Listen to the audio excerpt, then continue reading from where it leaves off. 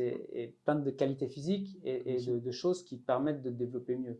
Surtout quand tu es jeune, où bah, tout passe un peu. Bah, toi, tu es aussi éducateur, donc tu sais que la motricité, c'est ce qui te permet de construire voilà, tout ton développement et qui va t'aider.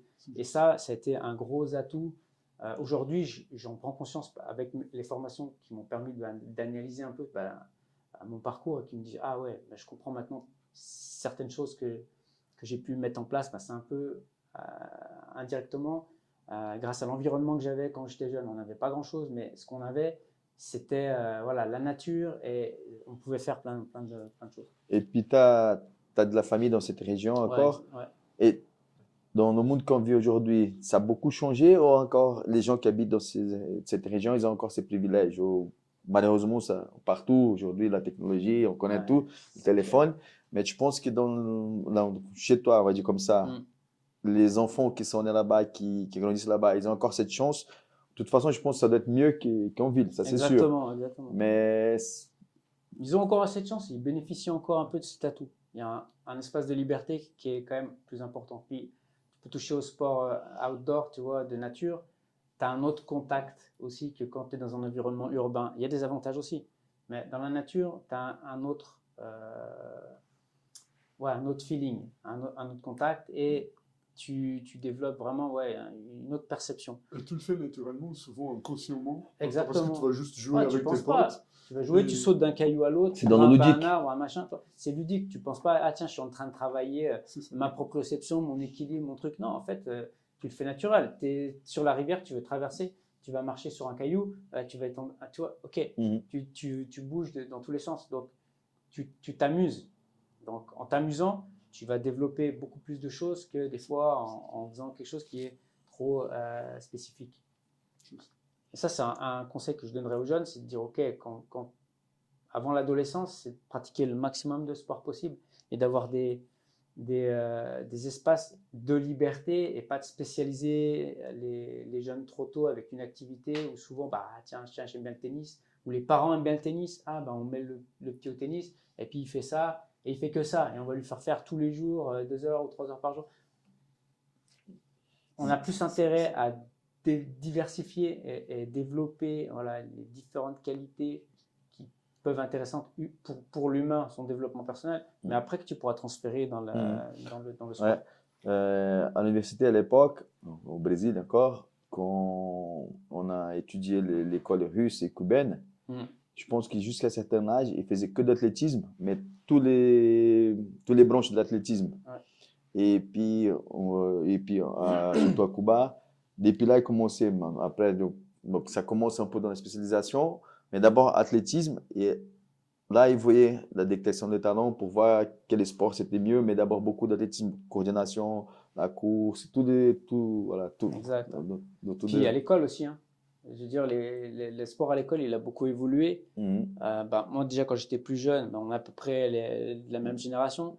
Même si au Brésil, c'était peut-être un peu différent, mais je pense qu'il y avait beaucoup plus de pratiques physiques. Et avant, encore plus.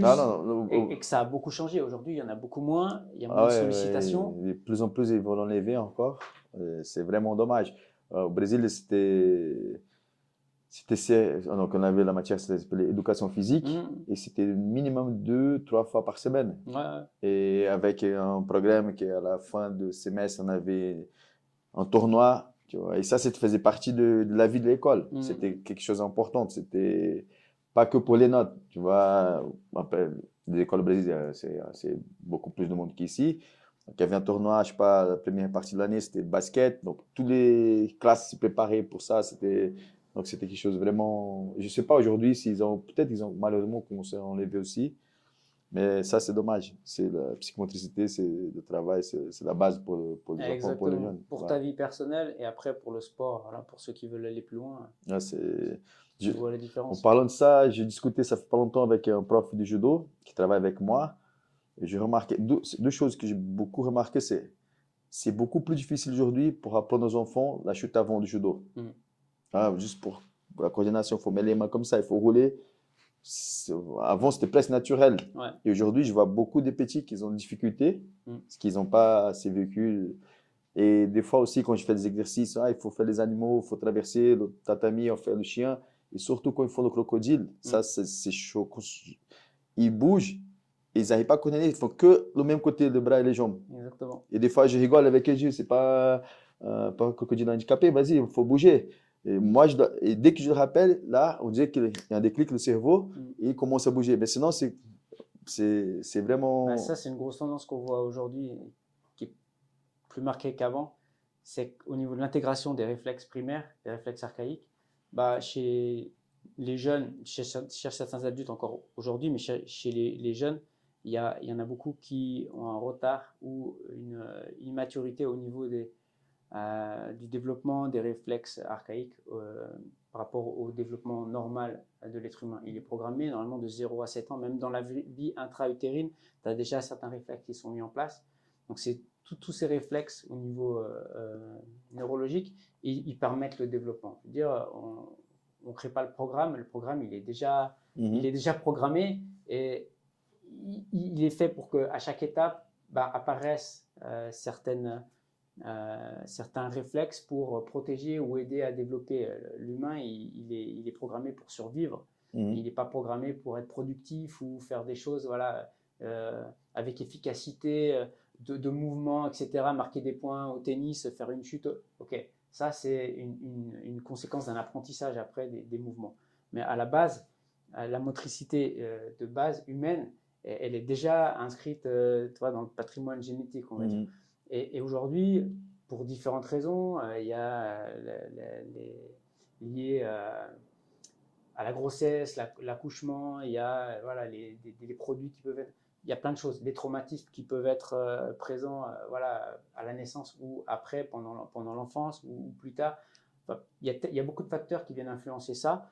Et du coup, le résultat, c'est qu'aujourd'hui, tu es confronté de plus en plus, je trouve, à des personnes qui sont en immaturité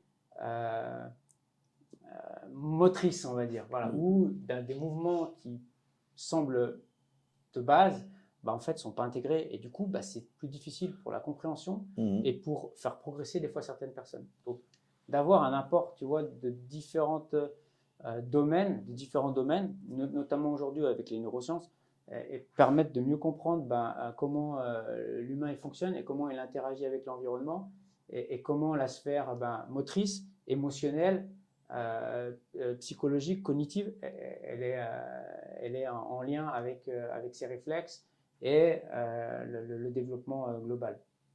Ouais, mais, voilà. Là, j'ai 47 ans, donc j'ai déjà vu quelques générations sur le tatami. Et franchement, ça me fait mal au cœur. C'est triste, tu vois. Quand c'est des adultes aussi, j'utilise un exercice en portugais, on dit polichinelo, c'est des burpees. Et puis, les adultes qui arrivent, ils n'arrivent pas à faire. Dans ma tête, mais ça me fait moins mal, c'est triste aussi, mais quand je vois les enfants,